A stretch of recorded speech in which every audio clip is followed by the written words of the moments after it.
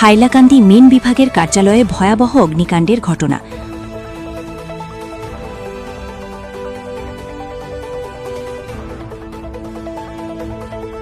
আগুনে পুড়ে ছাই হয়ে গেল হাইলাকান্দি শিক্ষা ব্লকের অন্তর্গত নতুন শিক্ষাবর্ষের পাঠ্যপুস্তক।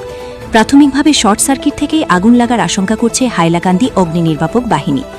জানা গেছে, হাইলাকান্দি মেন বিভাগের কার্যালয়ের নিচতলায় শিক্ষা বিভাগের পক্ষ থেকে নতুন বছরের পাঠ্যপুস্তক সংরক্ষণ করে রাখা হয়েছিল। অগ্নিকাণ্ডের ফলে সেই সমস্ত বই সম্পূর্ণভাবে পুড়ে যায়।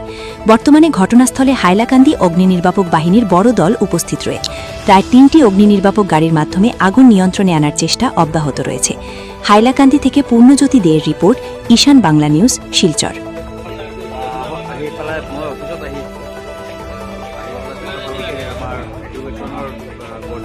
ফিচাৰী অফিচত অলপ আমাৰ এডুকেশ্যনৰ গোডাউন আছে।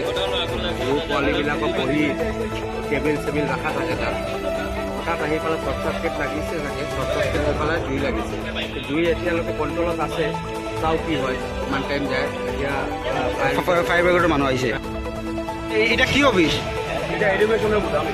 এটা মধ্যে দেখা যায় বই, খাতা, স্যানিটারি প্যাড, এগুলা। এটা বিজেপি অফিসের সামনে।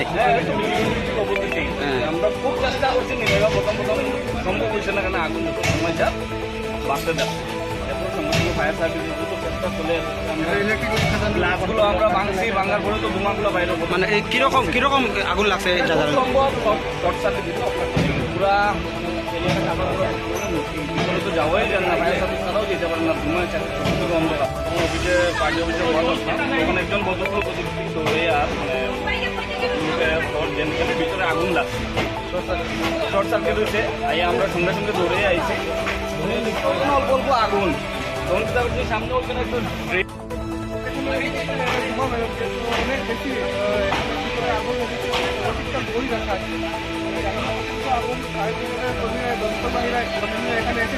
এটা কি অফিস?